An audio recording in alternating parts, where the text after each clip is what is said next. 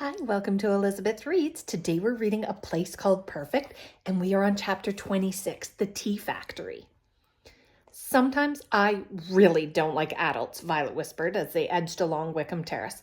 But other times I love them. Their hugs always make me feel safe. I've never had a hug before, Boy stated, carefully checking round the corner ahead. Never had a hug. Violet tried to imagine what that must be like as she followed behind him in somber silence.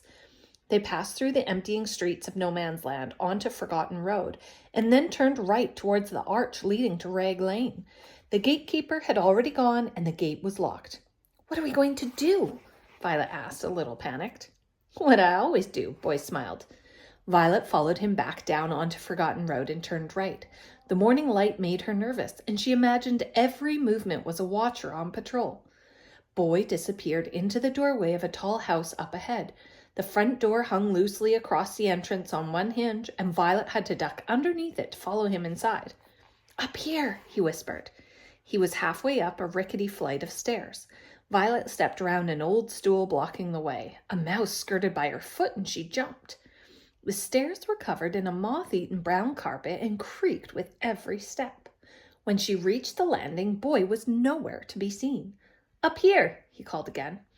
She looked around. The staircase turned back on itself as it led up to the floor above. Boy stood at a broken railing looking down at her. Violet continued her climb and stepped onto the next landing.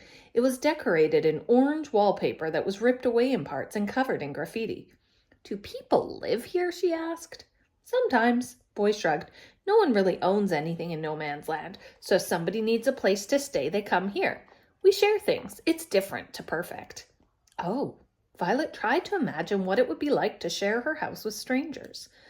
Boy pushed open a brown-painted door off the landing. Violet followed him into the large bathroom behind. Everything from the wall to the toilet and basin was a pale, sickly green. Boy climbed out on an open window above the bath onto the roof. "Come on," he said. "We have to hurry." Violet pulled herself up to look. The roof slanted away from her, and she shuddered. "Violet, hurry!" By now, Boy was perched on the apex of the next roof across. "We have to get over there. The other side of that wall is perfect." He pointed to the top of a stone wall just peeking out behind another rooftop a little away. She felt dizzy. "Violet, I'm coming," she snapped. She took a deep breath and climbed out onto the slates. Slowly, she edged her way to the bottom of the roof. She didn't dare look down as she jumped across the gap between the houses and scrambled up to the apex of the next roof where Boy was sitting. She was panting and held onto the edge for her life. "See, you're fine." He smiled, moving swiftly on across the remaining rooftops. She followed unsteadily until finally they reached their destination. Boy picked up a rope tied at one end to a chimney stack of one of the houses and threw it over the wall into Perfect. "Watch me," he said, disappearing. They were up so high, Violet wobbled as she looked over the edge to watch Boy descend. He held tight to the rope and leaned out over the street below, planting his feet firmly against the wall. Slowly, he inched his way to the ground. "Your turn," he mouthed on reaching the bottom. Violet took the rope. She was shaking. "Don't look down. Face in towards the wall," Boy whispered, his voice barely audible. She listened to his directions and began to descend. She wasn't nervous now, her mind focused on survival. "Well done," he smiled as she found solid ground. "That was brilliant for a first time." Violet steadied herself against the wall as Boy threw the rope back up over the top. "Where are we?" she whispered. "Imperfect." "I know that, but where exactly? I've never been in this part before." "We are at the bottom of Archers Avenue. It's a blind spot in the wall. I've tried every section, and this is the only place the watchers can't see from the tower. It's how I sneak in and out." "I think I prefer the gate." "Don't be such a girl," Boy laughed. Violet elbowed him in the ribs. "Hey, what's that for?" "A present from all the girls," she smiled, moving off the wall. The pair reached Edward Street and stopped to check the coast was clear. With no one about, they headed onto George's Road, where a big pointed finger sign read Archer's Tea Factory. Elegant three-story buildings lined one side of the street, and Violet was aware of curtains moving in the windows as people began to wake. "Morning, young Brown," a voice called. Violet looked over at a man in a checked dressing gown and slippers who was picking up his freshly delivered tea box from the doorstep. "Morning," she said, trembling. "Act normal," Boy whispered. "Remember, they can see you."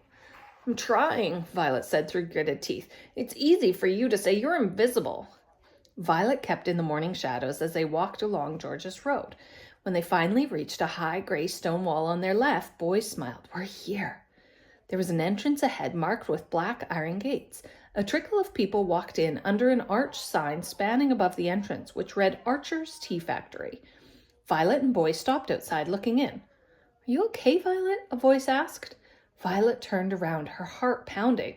A woman wearing a navy cap and coverall that both sported the gold Archer's Tea logo stood looking at her. Yes, I'm fine, Violet said politely, trying to think on her feet. I'm just waiting for my class. We're going on a school tour to the factory. Oh, wonderful, the woman smiled. You'll love it.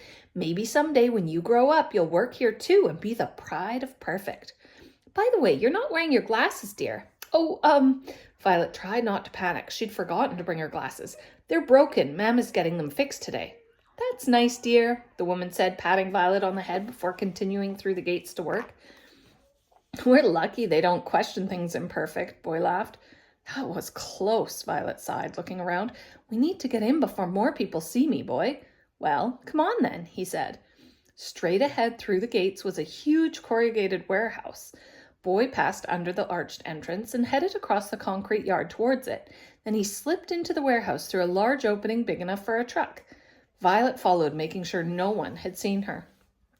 They were standing in a huge space filled at one end with wooden boxes marked with the Archer's Tea logo. Stacked at the other end of the warehouse were hundreds of weird-looking bales. Violet had seen straw and hay bales before on her cousin's farm, but they didn't look anything like these. She walked closer and pulled out some of the strange grass from one of the bales. It was a silvery color, and when she waved it in the air, it reflected everything around her, including herself. It must be the chameleon plant, she whispered. It doesn't just taste like anything you want, it looks like it too. They must harvest it out of town and bring it here, Boy said, pointing to a tractor and trailer. But where's the factory? She asked. This is just a warehouse. They spotted another large doorway just in front of the stacked tea boxes, crept across to it, and peered outside. Straight across the yard was a long rectangular red brick building. It was much larger than the warehouse and looked more like a hotel than a factory. Steps in front of the main building led up to a white pillared entrance, flanked by two enormous bronze statues of the Archer brothers in their famous bowler hats. Violet almost choked.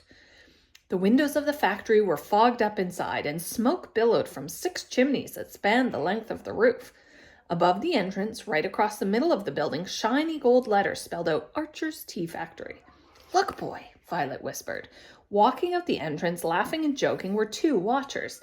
They took up sentry positions at the main door either side of the statues. What are they doing? She asked. They must be on guard duty, Boy replied. I didn't think they'd have watchers at the factory as well.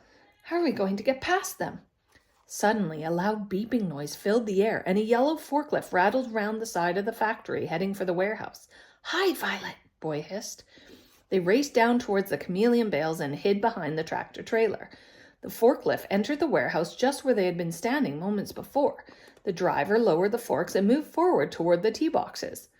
Violet watched as a fork slid under a stack of boxes and lifted the whole lot straight up into the air. The loud beeping started again, and the forklift reversed outside with its cargo. Boy and Violet ran back to the entrance and watched the forklift disappear into the factory. They're taking the boxes inside, Boy said. They must be going to fill them up with tea leaves. If we hide in one each, we'll get in without anyone seeing us. I'm not sure, Boy. What if they feel our weight? It's a forklift, Violet. It's easy. Come on, he said, as he climbed the stack next in line for collection. He opened the lid on one of the boxes. There's loads of room. If we curl up, we'll fit in one each. Cautiously, Violet climbed up the stack beside him and peered inside. The box seemed small and cramped, and she imagined being locked in it forever, like a coffin or something. She hesitated. Come on, Violet, Boy said, looking back out the door. We have to hurry. Reluctantly, she climbed inside and pulled her legs up so her knees met her chin. She looked out at Boy, then watched as the world went dark. He banged the lid above her, shutting it tight. Wait for me to come get you, he said. She lay still and listened while Boy fiddled with the lid of his own box.